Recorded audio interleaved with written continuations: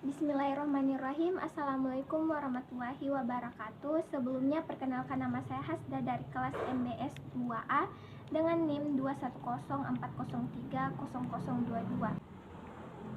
Jadi kali ini saya akan menjawab soal UAS yang pertama, yang dimana soalnya yaitu jelaskan dengan contoh sifat produk yang sifatnya elastis karena faktor barang pengganti, karena pentingnya, karena mahal atau murahnya, daya tahan, dan waktu. Jadi jawabannya menurut saya yaitu contoh produk yang bersifat elastis yaitu emas, perhiasan, atau berlian. Nah, mengapa demikian? Karena berlian ini bisa dijadikan sebagai barang pengganti. Jika kita tak mampu membeli yang asli dengan harga yang relatif mahal, maka kita mampu membeli produk yang KW dengan harga yang relatif lebih murah. Lalu ini termasuk produk yang semakin tinggi harga emas, perhiasan, atau berlian, maka semakin tinggi pula jumlah permintaan terhadap emas, perhiasan, atau berlian, serta seberapa lama waktu kita menyimpan produk tersebut akan tetap tahan dan awet. Kemudian saya akan menjawab soal yang kedua, yaitu jelaskan beserta contoh sifat elastis penawaran, perfect elastis, elastis relatif, inelastis, dan tidak elastis sempurna. Jadi menurut saya yaitu perfect elastis adalah permintaan yang koefisien elastisitas permintaannya tak terhingga. Contohnya yaitu terjadi jika ada perubahan jumlah yang diminta meskipun tidak ada perubahan harga, misalnya pada minyak tanah atau bensin. Kemudian yang kedua yaitu elastis relatif, di mana elastis relatif ini ialah persentase perubahan kuantitas yang diminta lebih besar daripada persentase perubahan harga. Nilai absolut elastisitas lebih besar dari 1. Contohnya yaitu di mana konsumen cenderung sensitif terhadap perubahan harga jika naik 5%,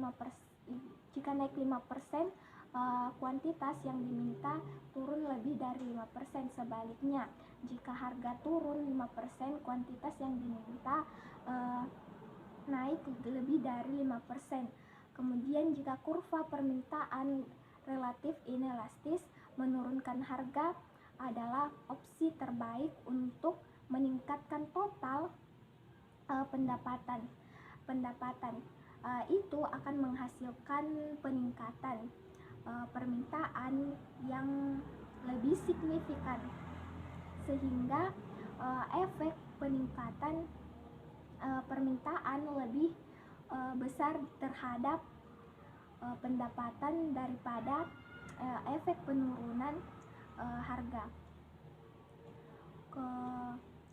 Kemudian inelastis adalah suatu keadaan di mana konsumen kurang peka terhadap perubahan harga.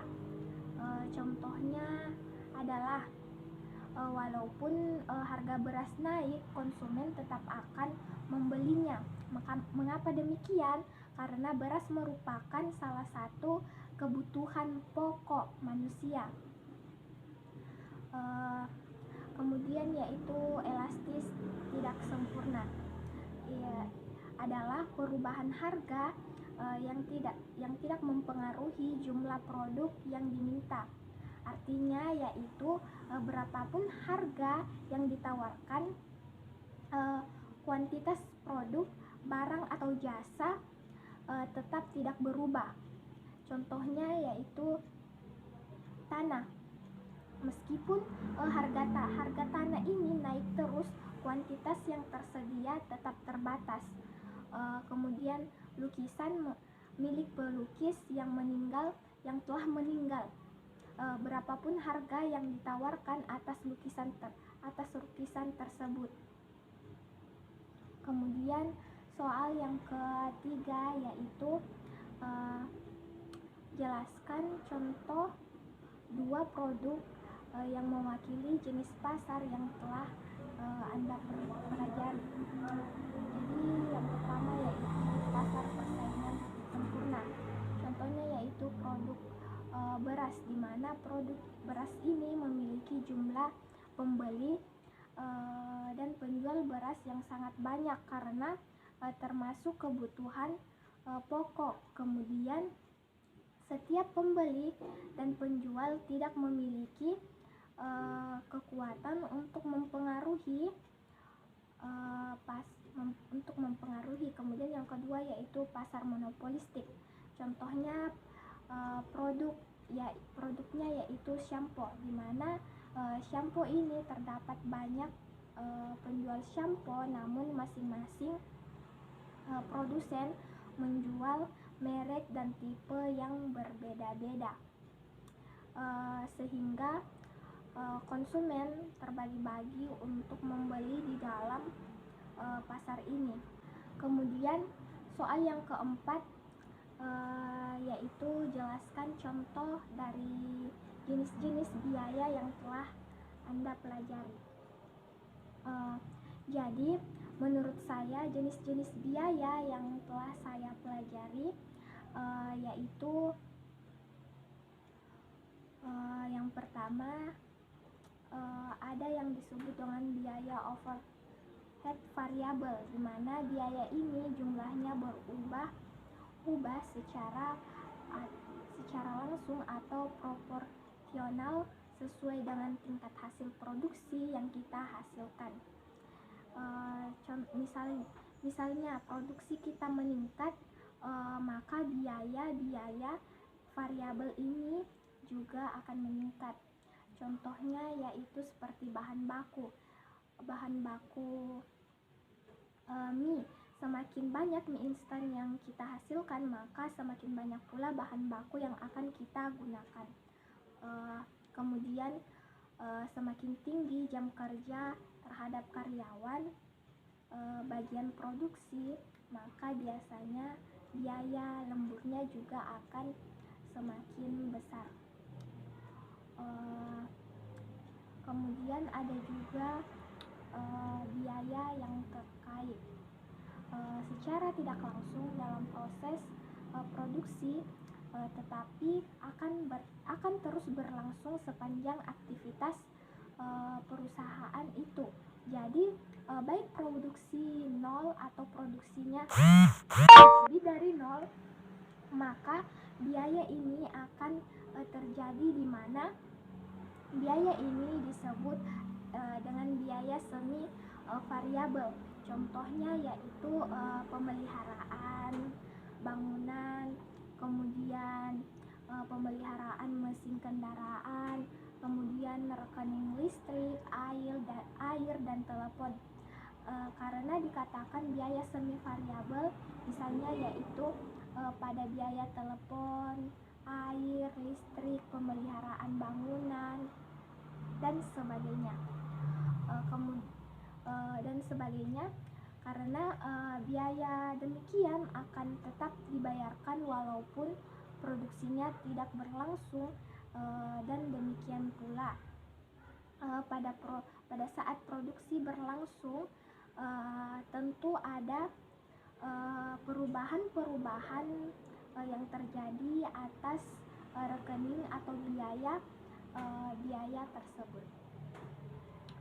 Kemudian lalu terdapat biaya marginal, di mana biaya marginal ini merupakan biaya yang timbul akibat terjadi peningkatan produksi. Misalnya saya memproduksi 1 ton tahu dalam seminggu, kemudian eh, produksi saya berubah menjadi 2 ton per minggu, maka dari situ saya akan menghitung atau muncul namanya biaya marginal. Jadi biaya marginal itu merupakan biaya yang muncul akibat adanya perubahan dari produksi. Kemudian soal yang kelima yaitu dari 4 jenis pasar yang telah jadi apakah sifatnya permanen atau tidak berubah lagi. Jadi jawabannya adalah tidak, karena jika produk sudah tidak mempengaruhi standar dari syarat jenis pasar yang dimaksud, maka produk tersebut bisa saja dianggap bukan lagi jenis produk dari jenis pasar yang dimaksudkan. Contoh perusahaan Canon yang awalnya merupakan perusahaan di pasar monopoli, kali ini berada di pasar oligopoli seiring perkembangan zaman, karena banyaknya jenis mesin yang serupa. Nah, mungkin itu saja yang dapat saya sampaikan. Kurang dan lebihnya mohon dimaafkan. Wabillahi taufiq wal hidayah. Wassalamualaikum warahmatullahi wabarakatuh.